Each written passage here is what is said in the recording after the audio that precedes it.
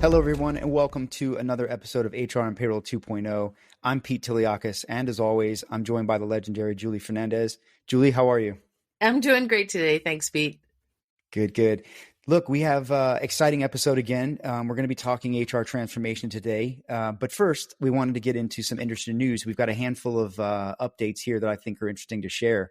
And one that you found in the benefits world, Julie, that I think I totally missed. So would love to get you to get us started on that one today. Yeah, for sure. And as you know, I'm super excited about bringing news at the front of these podcasts because if I had a place where I could reliably hear all of the news that maybe I missed, I'd be there every single week. So, Yes. so let's dive in. As you mentioned, the find that I have for us today is in the benefits technology and outsourcing space with provider B-Swift, who is currently owned by CVS Health. And it looks like Francisco Partners, which is an investment firm, has stated its intent to acquire them. And I did a little bit of digging here just because when it comes to B-Swift, they were acquired by Aetna in 2014. And that was back, if you remember, when healthcare exchanges were, kind of bursting at the seams. Yeah. And so B-Swift, Aetna was interested in them for the private exchange business. And then a few years later in 2018, CVS Health acquired Aetna. And so they ended up with B-Swift. And now Francisco Partners, who's a growth-oriented investment firm, is looking to acquire them. There's been, as you know, lots of activity here in technology and HR spaces. What I wanted to share and maybe see what you know about Francisco Partners is, kind of where they are. I find them mostly in technology and healthcare as their space. Do you remember the IBM Watson Health business? I do. Yeah, it's now called Meritive, and that was a divisional carve out. On the healthcare side, I noted, GoodRx is part of their portfolio now. Yes. More on the technology and software side, though, we see like Boomi and PayScale, which is compensation data, Digital Currency Group, which I know you're a fintech fan, right? Yep. So, there's, I would say, heavy technology focus, Yes. but technology plus healthcare coming out of Francisco Partners. Yeah, good stuff. Yeah, and maybe we'll see those things get together, right? Watson and B-Swift. It's yeah, it would be interesting. But right? Yeah, no, benefits is super important today, right? That sort of goes without saying. I think it's another big expense for most employers. Right next to pay and comp. And really it's confusing and complicated today. And I think it's great. There's a lot of opportunity here for disruption still in that space. And you're absolutely right. Francisco Partners seems like a good home for this solution. And maybe, who knows, maybe some of those other portfolio pieces and parts will come together to form something bigger. But yeah, really interesting stuff. I'm glad you pointed this one out because I had missed that one. Sure. And for anyone that's, that is familiar with B-Swift, or B-Swift is the provider, expected close by the end of the year. And B-Swift clients, should know, since it's fall and it's open enrollment time, that they've stated they're remaining laser focused on enrollment and services to existing clients. So not to worry is the message that they're pumping out as all this is happening. Yes, and then good timing. you had something that was not in the benefits space, right? Yeah. I have a few things here to update everyone on. So first off, more non-HCM firms pulling their way or inching their way, I guess you could say, being pulled into the workplace tech marketplace. Calendly, the platform that many of us use in the workplace to schedule appointments with people externally, has acquired a recruiting operations platform provider called Prelude. I'm not terribly familiar with Prelude, but it looks like what they're really trying to do is bring their technology to the recruiting world, or pull the recruiting capability, I guess, closer to them, and really aiming for creating a scheduling platform that's focused on offering sort of a holistic external scheduling solution. So really, have in the past maybe been B2B, and now it seems like maybe they're getting more B2E in some ways and more focused on the individual. So certainly expect them to develop more use cases around this, and we'll certainly certainly keep an eye on it. But I love it. I really do like when and we've seen a lot of this, right, with Microsoft or Facebook and others getting into the workplace tech world. And I think it's good, right? Brings a little bit of outside in thinking, some big tech thinking, and certainly some deep pockets to innovate, if you will. That's the important part here, is the innovation. And I think more and more, right, workplace tech is rich. We've seen a lot of investment going on in the space, and I think that more organizations are looking to figure out how they can tap into some of that. So yeah, we'll keep an eye on this one, but very interesting stuff there. Yeah, I can't wait to see this one from, like you said, a backwards perspective here. Usually it's the recruiting firms, and we're watching how they're improving their scheduling platforms. And so thanks for bringing this one up. This will be a fun one to watch. Yeah, it's going to be interesting. And then I have another one in the compliance space, right? Compliance is huge nowadays. These things are coming, kind of hot and heavy. Every day it's something different, but pay equity focused this time. California becomes the largest, and it seems like about the 20th state or so to begin requiring salary information on their job ads for all companies with more than 15 employees. So that's quite a swath of employers, if you will. And certainly, right, begins to open up that transparency for job ads, something that, maybe a step in the right direction for pay equity.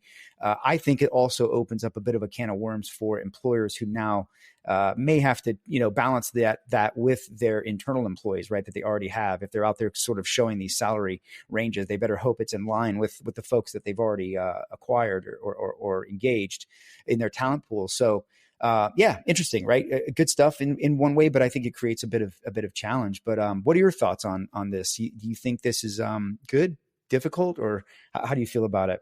Yeah, well, I love your perspective on new employees maybe seeing the job ad salaries, because my first reaction is, I don't mind maybe some of the pay equity or disclosure on job ads as much as I do the conversations, that start to talk about pay equity and disclosure for existing employees. That just feels like a big hornet's nest to me. So on a job ad, okay, fine. Or at least a range. I'm imagining maybe folks will show a range if that's an option.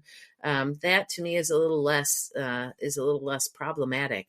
But I was also shocked at the, down to 15 employees, which is, even far lower than the ERISA 50 employee threshold. And so, like you said, like who doesn't this apply to when you start to look at 15 employees? And I imagine out of the 20 states or so, everybody's got their own threshold and their own rules. And now we're getting into the same kind of craziness that leave administration has, where it varies from state to state and place to place. Just crazy.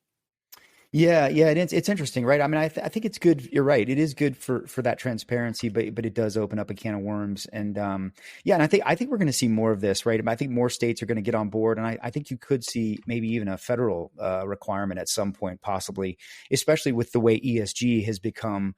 Your environmental social governance sort of trend is going to where there's a lot more pressure being put on at least publicly traded companies to be more transparent about how they're treating the environment and employees and people and suppliers. And so I think we're going to see more of this, and I think that it's a step in the right direction, but maybe it's not perfect, right? There's going to be some things we're going to have to do to make sure we actually do make pay equitable for people.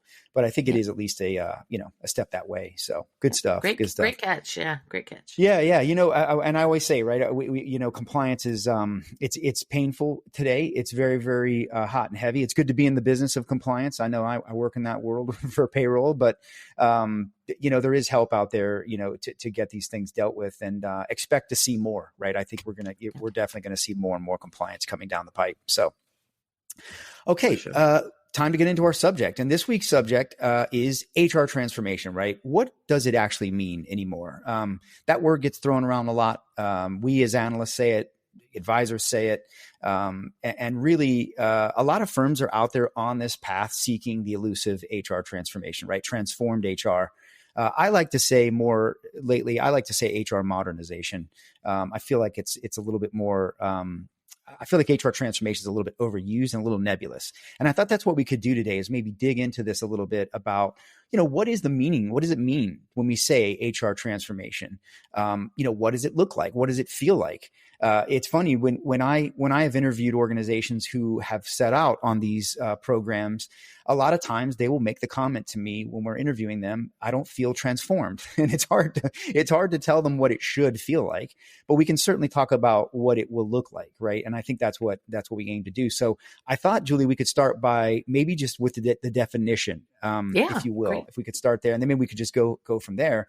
I found Gartner has a really good definition that I thought we could start from. Right. And they define HR transformation as the evolution of the HR function such that service delivery, talent, and technology are seamlessly adapted and integrated into HR strategy to create greater business value by driving both operational excellence and strategic impact.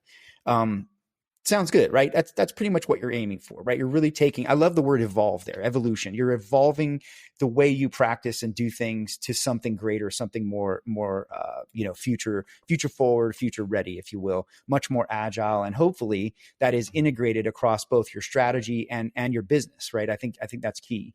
What happens when employees behave badly?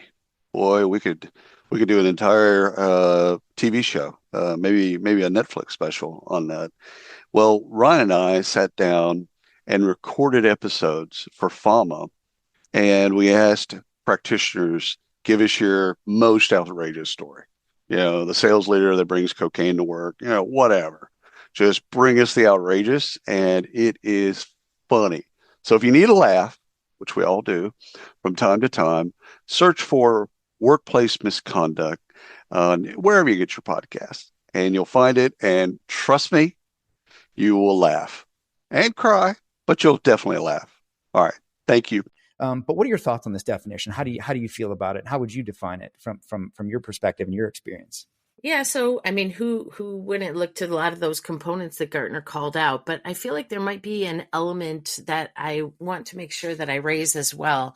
Everyone looks to kind of the redesign of the HR function and to the betterment, right? But I feel like transformation is supposed to be dramatic and not incremental. That it's supposed to be, a broad thing, and that's what separates it from being an HR project. An HR transformation is a much bigger initiative, and you can look at it even just from the mechanics of it, where an HR project to deploy a technology or to do any of those things individually might need a project management office or a PMO, whereas the transformation is much broader and it captures a lot more stakeholders and requires a transformation management office, which is an much more overarching type of a thing. Now, I'm not sure that that's always how folks are using the word transform, right? I do believe that it's being exchanged and used oftentimes and applied to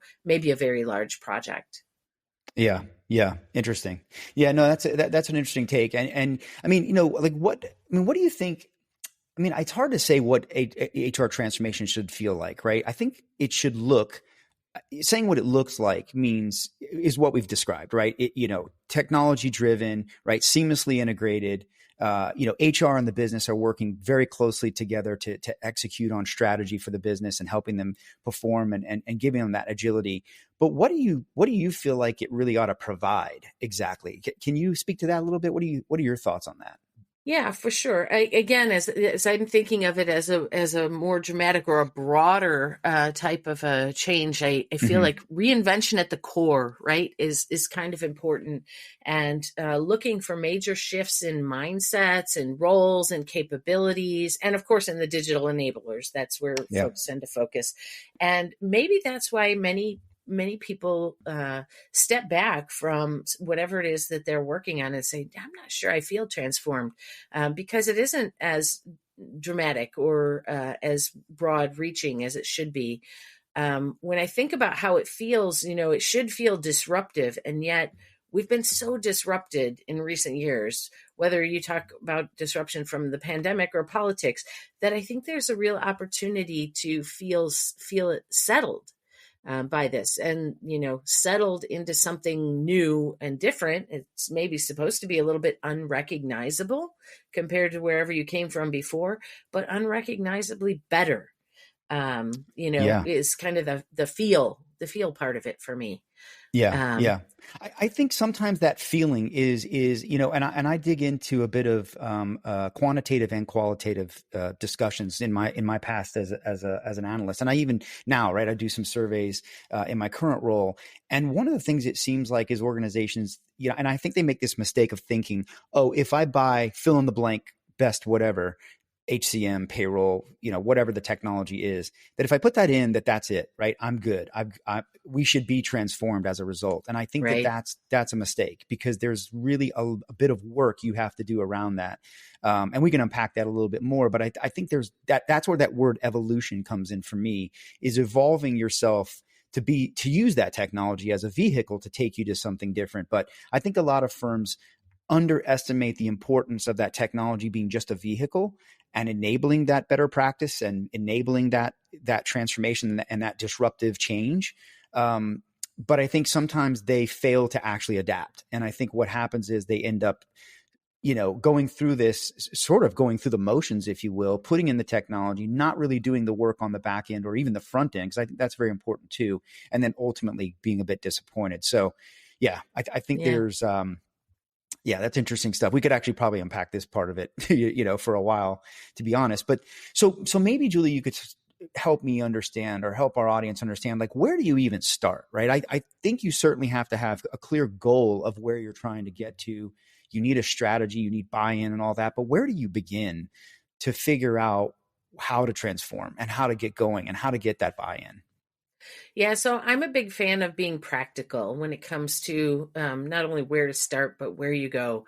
And I think that when you're thinking about big wholesale changes, you need to balance the vision, which has to be a little bit agile and change with the times and move around to adapt as necessary. You need to balance that with the small stuff that's got to work together to actually make progress toward the transformation vision. And for me, that usually begins with a roadmap. Yep. And, having a roadmap, which is going to be multidimensional, there's going to be, it's not a project plan, it's a roadmap, because there are many different factions and different aspects that will have their own paths within the roadmap, and also because it's kind of ever changing for the priorities and destinations, and so you need to have that. You need to have that as a starting point. Is one of the key items that I would say you use to get started. Yeah, absolutely. I think there's a lot of firms that I've noticed this in payroll. They will start off sort of wanting to be, air quotes, transformed payroll, right? We want to, transform our payroll, but they don't really know what that actually looks like or what they actually want in the end. I Yeah. think, again, they just think, oh, it's this technology, and that's all we need to do, right? We're going to buy this thing, we're going to put it in. It's a silver bullet, and we're there, and it's just not the case, right? So let's Yeah. maybe talk about some of the key ingredients, right? That Yeah. you have to have in transformed state, right? You've got the roadmap, you've got your exec buy-in, let's say, and you're off and running, right? I think there's, it goes back, it's a little maybe cliche, but it goes back to what we were all taught as anyone working in and around HR, right? You have to have people, you have to have process, right? Leading practice design, and you have to have technology. So Yeah. let's maybe break those What down, right? Yeah, how If you about we don't, start yeah, with let's finish up with tech, since we've mentioned it a few yeah, times, and yeah, that's where people start, is on the enabling side. I believe that's definitely the case. In fact, as an advisor, I work mostly with client and different client journeys, and I would say over half of the client journeys that I work with start with a laser focus on technology. As you yeah, mentioned, they just want to deploy, they want to get to the cloud, they want to deploy automation, whatever the technology is. They're solely focused on technology, and maybe that's because it can be the easiest to define and get funded, honestly.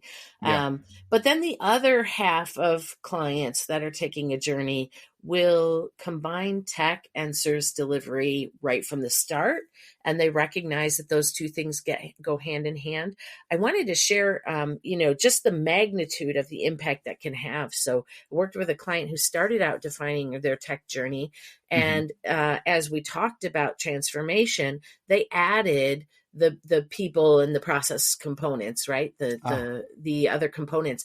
And the project went from, 1/3 of the overall project was the tech component, and 2/3 of it was the delivery component. So, it just for my mind, that's just the magnitude of the tech is important. You need it as an enabler, but the rest of the process and the people and the activity that has to transform is, potentially 2x as much effort to get to the right place. yeah, absolutely. And I see a lot of firms, they take on this technology. And, sometimes I'll even see where they will kind of ding the technology, and I'll start to look and I go, well, some of their answers previously don't really line up. And I'll start to dig and look a little bit. And what you'll find is they oftentimes don't actually adapt to that technology, right? They don't adapt to the leading practice design, right? The modern way of doing things, so to speak. They try to hold on to these old ways, or prevent, I've actually seen organizations who deploy the latest HCM, right? I won't say the name, put in the latest HCM, and then they had all these poor scores from mobile. When I unpacked it, they actually didn't use it. They really didn't even adopt it. They had just done a couple of, use cases, maybe pay slips or time entry or something, but they really didn't fully engage that for their people. They were afraid their people would be upset, or they would revolt. They're gonna flip out. But the reality of it is that people do want, and if you communicate and explain the why behind things, I think they do want to be empowered, right? Most of us.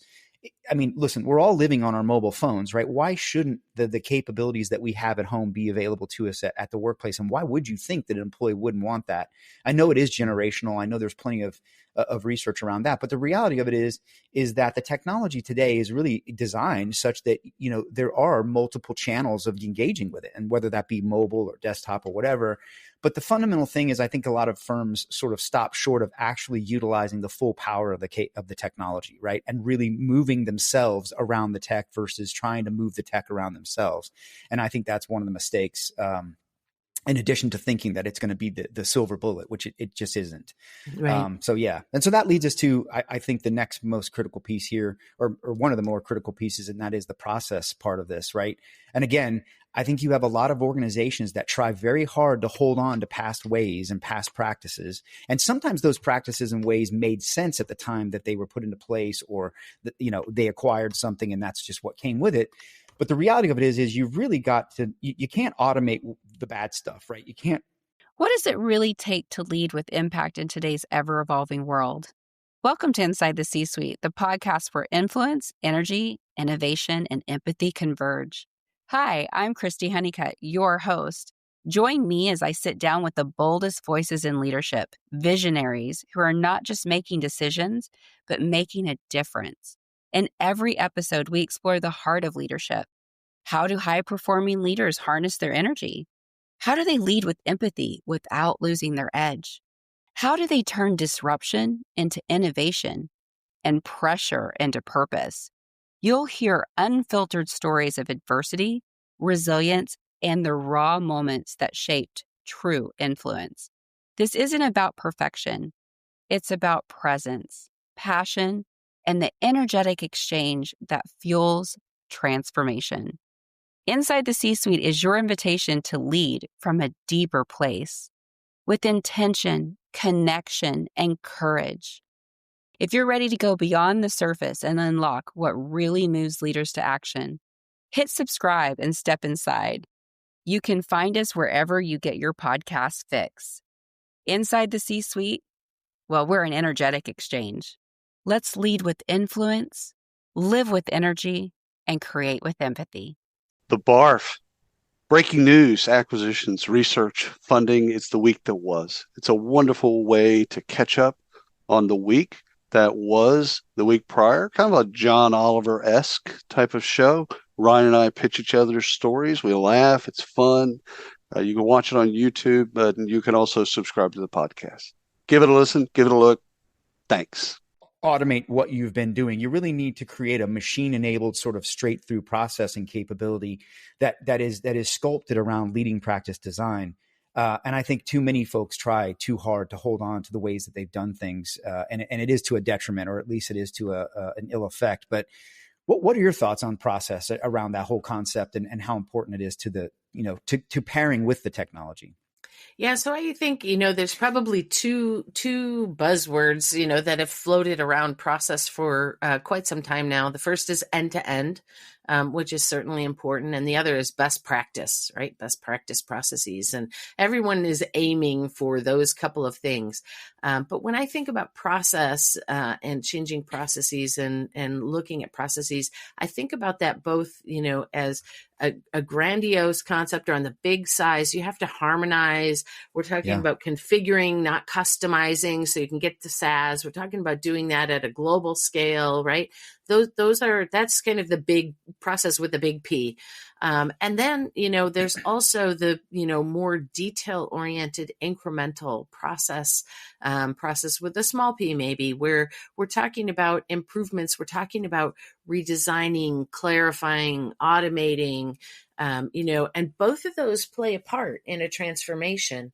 I think there's just as much risk, you mentioned, and I do see it a lot as well, folks that try to recreate their old processes and new technologies. Yes. The flip side of that coin is the client that says, you know what, systems integrator or whoever is deploying or helping me deploy new technology, just give me all of the latest best practices or processes. And, they really don't take any time at all to figure out whether those work for them, whether they fit with their delivery organization. They just want to say, just give me all the best practices. And then, we're surprised when that doesn't work, right? Yep. So risks on both ends of the spectrum there, really.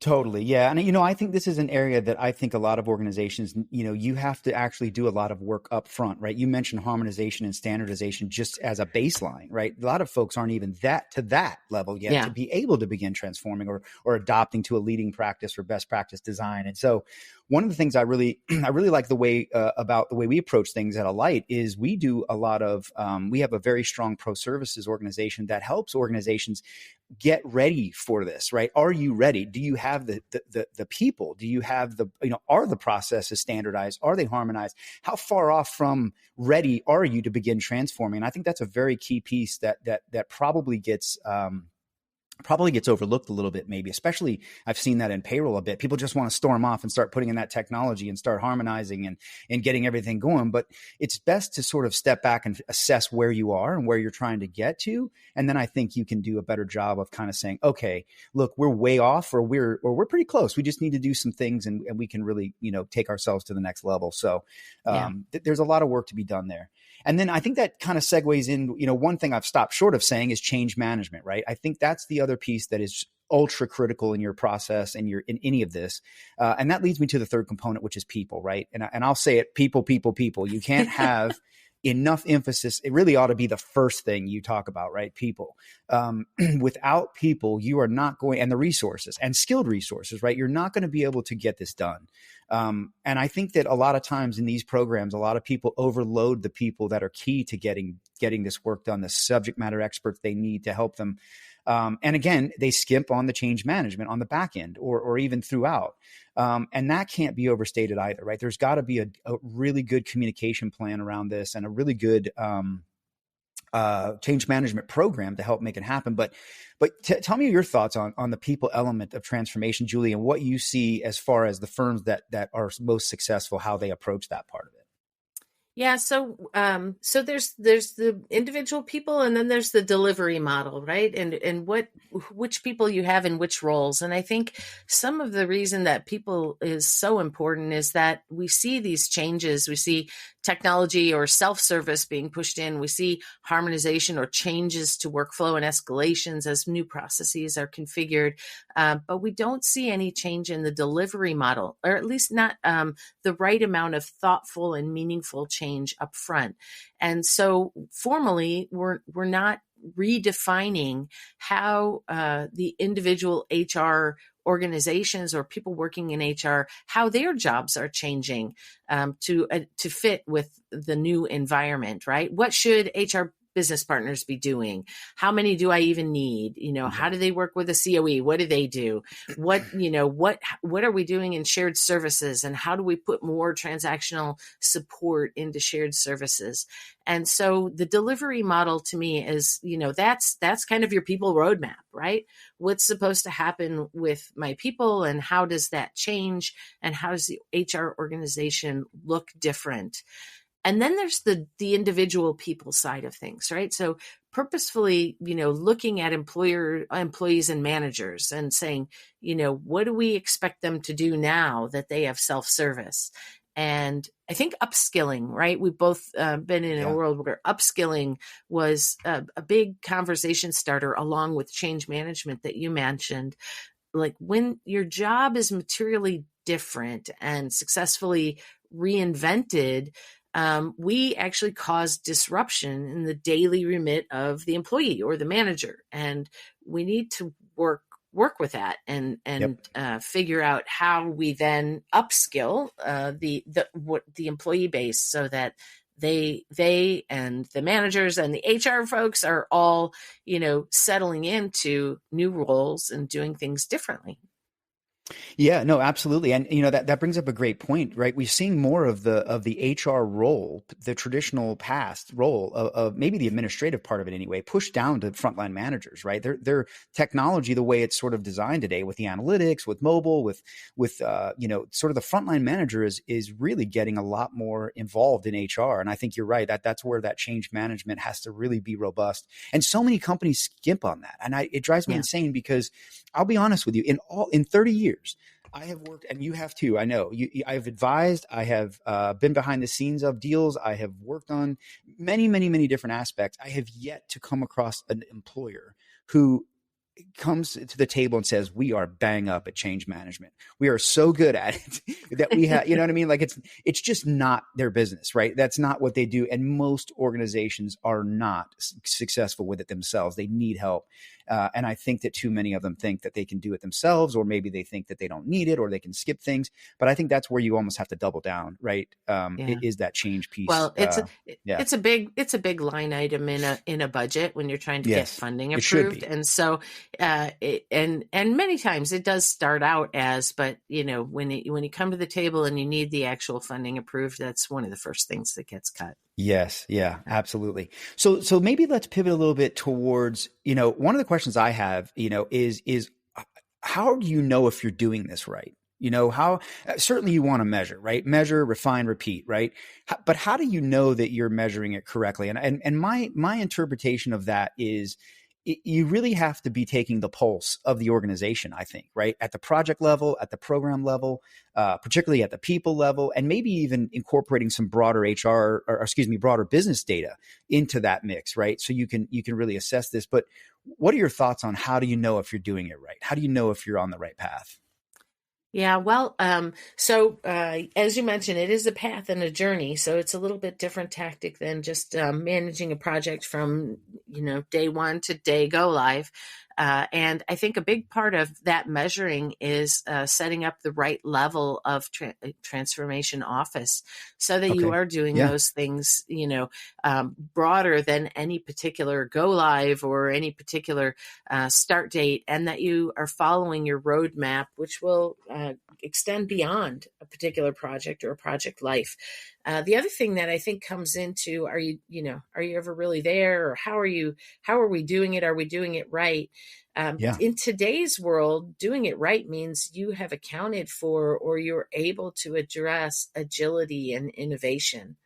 And things are not staying the same. Our world is very dynamic right now, with technology leaps and with changes in talent. And so, having the ability to address innovation, to be agile, to shift and to shift your priorities and still accomplish wins along your journey, like that's just critical today. Yeah, absolutely. Do you think there's value in benchmarking for organizations, either pre or post or pre? I think is probably good, but even during. I mean, what are your thoughts on benchmarking in terms of transformation? Keeping in mind, right? I think it's fair to say, it's not something that is often linear for everyone, right? Right. Most organizations are not starting on the same base, if you will. They're not facing the same variables. Many of them are not in the same set of dynamics that are happening for them. But do you think there's value in benchmarking, and when and how do you think that plays into your peer program?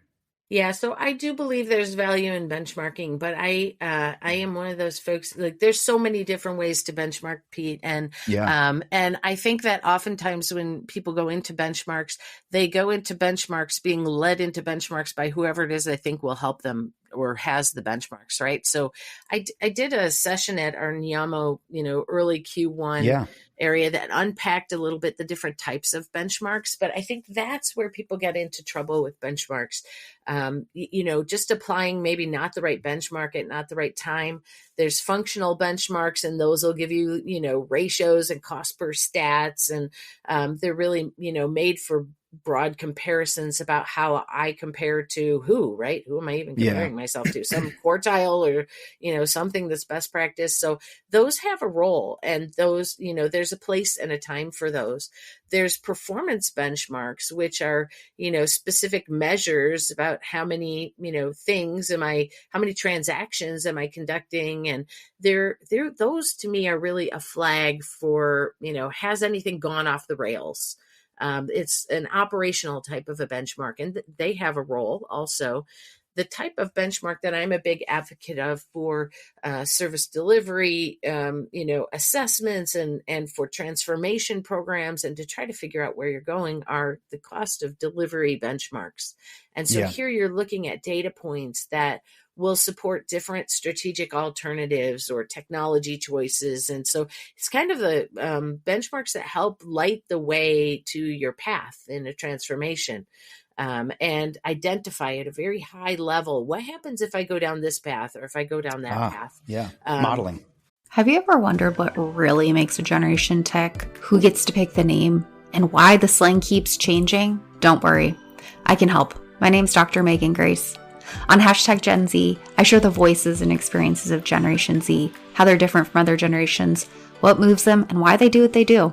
In each episode, we go beyond the buzzwords and the stereotypes to dive into real conversations and the insights that matter to making intergenerational collaboration a reality. You can catch #Gen Z on the Work to Find podcast network and wherever you listen to podcasts.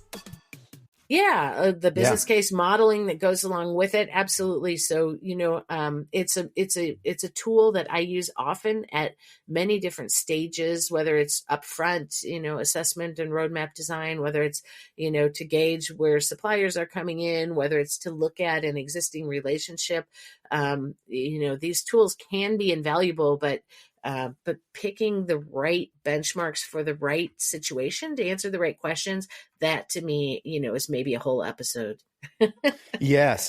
No, I think there's a lot of offshooting episodes we could do here. I've been thinking of that, and we certainly will.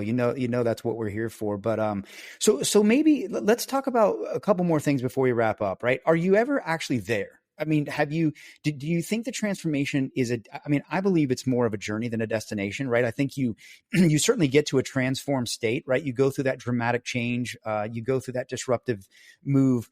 But I think you're always, I'm a big fan of Simon Sinek. I'm a big fan of the infinite mindset. I think you have to continuously be looking to not only improve, but progress, right? And evolve, right? That word again. What are your thoughts on that, right? In terms of just, are you ever really there? What's your thought around that concept?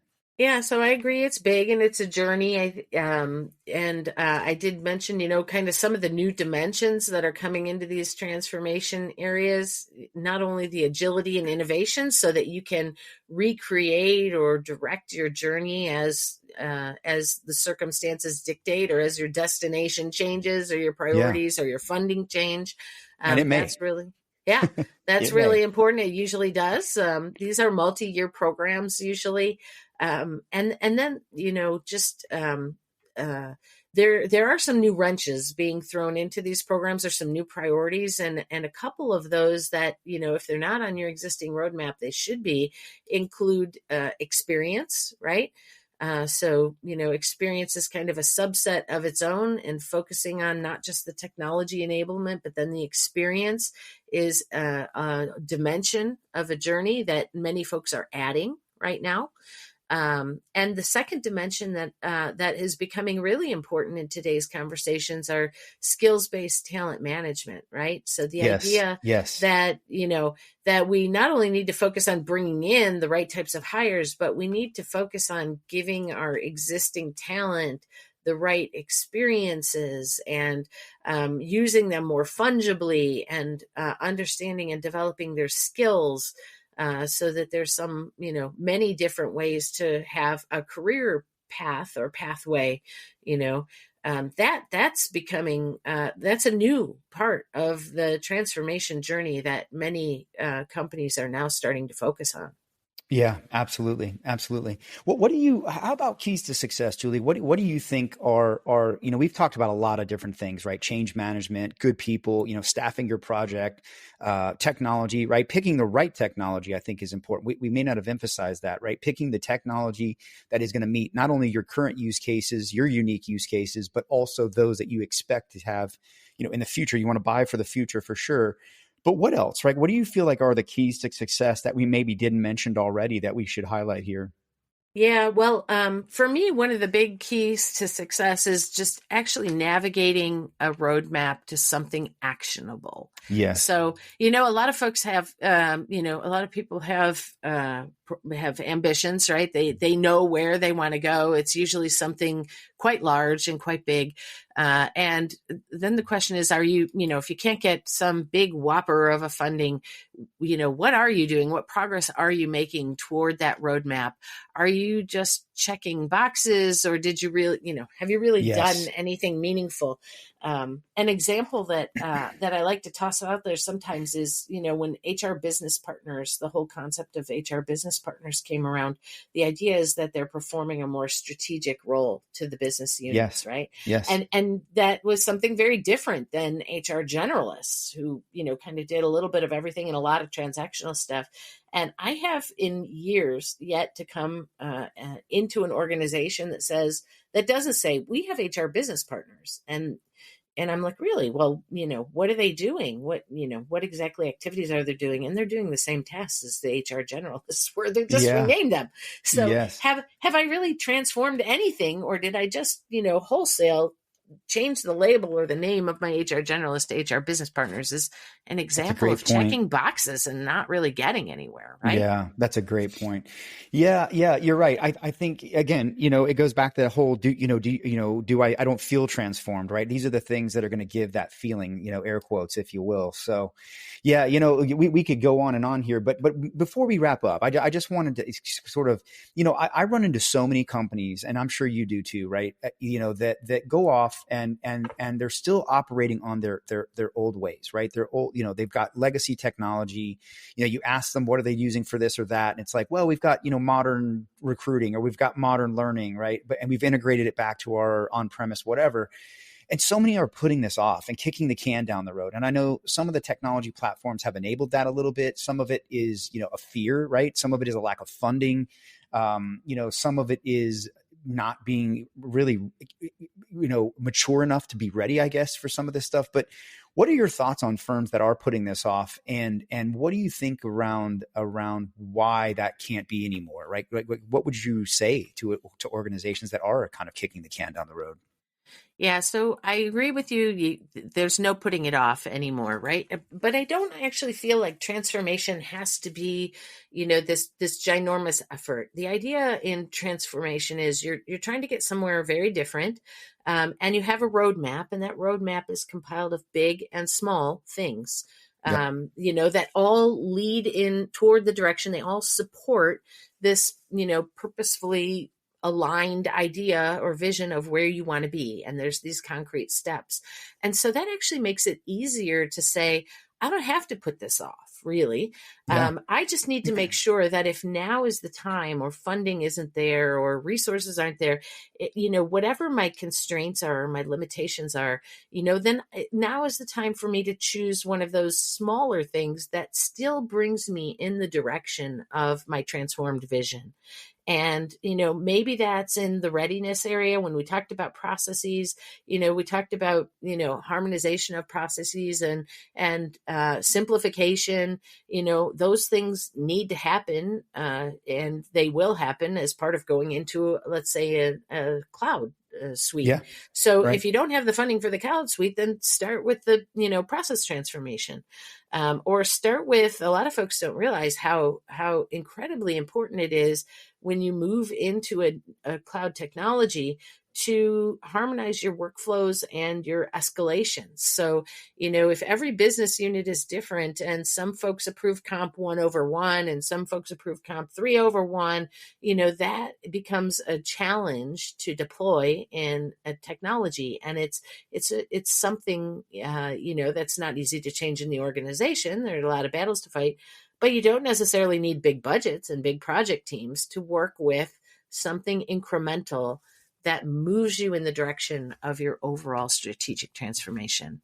Yeah, that's a great point. Yeah, we said up front earlier that the outcome of HR transformation is dramatic, right? And generally not incremental, but you actually can, to your point, achieve a long-term goal with some incremental moves. And I think that one of the things that I love about the marketplace today is that tech and services for HR have become so modular and so flexible, right? And so granular that you actually can bite off the pieces that make sense for your environment, right? Those that complement your strengths and your investments and where you're doing well and where you're not, and can solve for solve your problems, if you will, at that time, right? And you're right. I think you can certainly make some progress.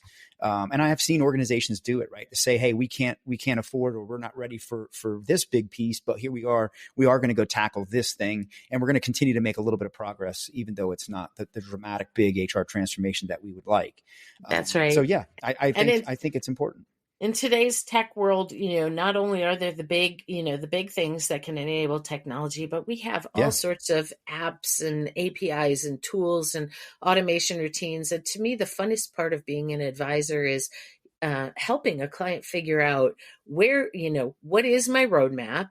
What's kind of the direction I want to move in? And then what is actionable that I can do, in steps to get myself materially to some place different. And so many tools and so many areas that you could focus, especially when you're not ready to tackle the big nut. Yeah, totally agree. Yeah, I think there's a lot of firms that really, really, really have got to get going, and do something, because I think there's a lot of them that are going to get left behind, and they're not going to compete, right? They're not going to compete for talent. They're going to have a hard time being as agile and talent driven and data driven as they need to be in order to compete with their peers. So now's the time. And certainly, I think the beauty too of the marketplace is there's help, right? For folks like yourself and others that are out there helping organizations, even just helping them think through how to go about this and think about the things that they're not aware of. And, there's so much value in all of that. Right. So, yeah. So look, this has been a great episode, Julie. I mean, I know I always learn. I think it's given us a lot to go away and talk about for our future episodes, today. So great discussion as always. So look, before we wrap up, just want to point out, we have a big announcement, really before really ahead of time, right? We didn't think we would really be entertaining guests right away, but we have our first guest, Julie, coming up on our next episode. And I'm not going to reveal who that is. I know you know who it is. I know you won't let me say, but soon enough. Yes. I think everyone's going to love it. It's going to fit very nicely with the conversations we've had today and in the past, in our first few episodes. And I'm really looking forward to having this person on, and it's going to be exciting. So definitely stay with us. Sounds great. All right. Good Till deal. next time. Take care, Julie. Okay. Right. Thanks, everybody. Thank you.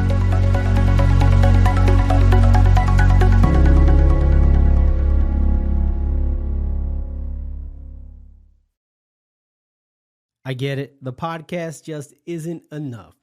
That's all right. Head over to your favorite social app, search up Work Defined, WRK Defined, and connect with us.